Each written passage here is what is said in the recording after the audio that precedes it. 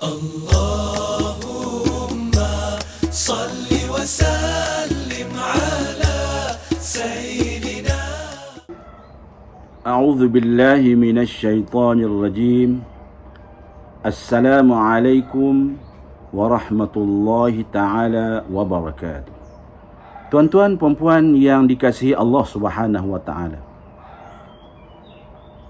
sebenarnya arahan PKP ini adalah arahan yang dikeluarkan oleh kerajaan pada hari ini adalah berdasarkan kepada sebuah hadis Nabi SAW yang bermaksud, jika kamu mendengarnya, yakni ta'un, di suatu tempat, jangan kamu pergi kepadanya.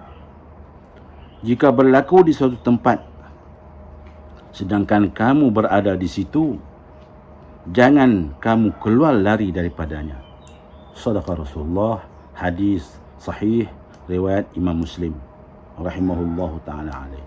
Tuan-tuan, berkaitan dengan PKP ini ataupun perintah kawalan pergerakan ini dah sekian lama berlaku. Bukan hanya berlaku pada hari ini, ianya pernah berlaku di zaman Khalifah Umar bin Al-Khattab radhiyallahu anhu, di mana Khalifah Umar Al-Khattab radhiyallahu anhu pernah bercadang untuk pergi ke negeri Syam atas urusan yang tertentu. Tetapi beliau telah diberi nasihat oleh Abdul Rahman bin Auf supaya tidak pergi ke negeri Syam kerana negeri Syam pada ketika itu sedang dilanda wabak taun. Maka Khalifah Umar bin Al-Khattab radhiyallahu anhu membatalkan hasratnya itu atas nasihat Abdul Rahman bin Auf radhiyallahu anhu. Tuan-tuan, puan-puan yang dirahmati Allah Subhanahu wa ta'ala, COVID-19 adalah merupakan makhluk Allah Subhanahu wa ta'ala yang kerdil, yang kecil. Banyak lagi makhluk Allah yang besar, umpama aras, langit dan sebagainya. Tetapi COVID-19 ini adalah makhluk Allah yang terlalu kecil, yang Allah Subhanahu wa ta'ala datangkan ia kepada manusia untuk menguji manusia. Nak menguji manusia, apakah mereka mampu menghadapi atau mengatasi wabak tersebut. Kita melihat penyakit adalah suatu musibah. Sebenarnya tidak ada suatu kejadian yang berlaku di alam ini, melainkan ianya mempunyai hikmah atau rahsia di sebaliknya. Ada kebaikannya, ada kebaikannya yang banyak. Tuan-tuan, perempuan yang dirahmati Allah Subhanahu wa ta'ala, Allah berfirman, Rabbana ma khalaqta hadha batila. Wahai Tuhan kami, tidaklah kau jadikan semua ini sia-sia. Tuan-tuan, perempuan yang dirahmati Allah Subhanahu wa ta'ala, apakah hikmah atau rahsia daripada peristiwa ini? Antara hikmah atau pengajaran daripada peristiwa ini, yang pertamanya, Allah nak menyeru manusia, terutamanya pemimpin-pemimpin dunia ini yang berkuasa, apakah mereka mampu berlawan dengan ataupun mereka mampu mengatasi COVID-19 ini. Kalaulah mereka itu memiliki senjata yang canggih, yang ampuh, yang sophisticated kata orang sekarang ini, adakah mereka mampu untuk menghadapi COVID-19 ini? Kita lihat di TV dan kita mendengar di radio, begitu gelisah dan begitu pening mereka nak menghadapi COVID-19 ini. Ini menunjukkan bahawasanya telah benarlah kata Allah Subhanahu wa ta'ala, seperti mana Allah berfirman, a'udzubillahi minasyaitonir rajim, limanil mulkul yaum lillahil wahidil qahhar. Mana dia kuasa-kuasa besar?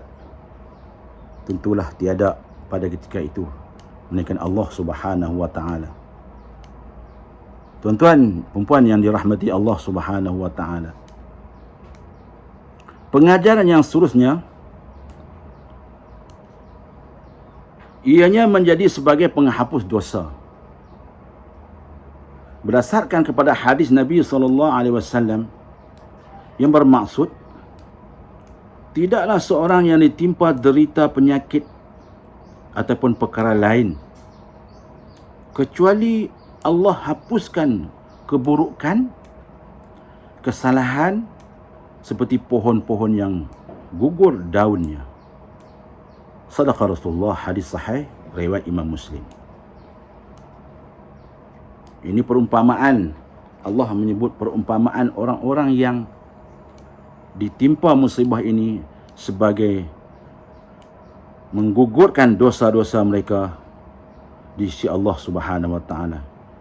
Yang ketiga, ianya sebagai satu anugerah Allah Subhanahu wa taala kepada mereka yang ditimpa penyakit COVID-19 ini lalu meninggal dunia. Apa yang mereka dapat daripada anugerah ini, iaitulah mati syahid. Seperti mana sebuah hadis Nabi SAW, hadis yang panjang.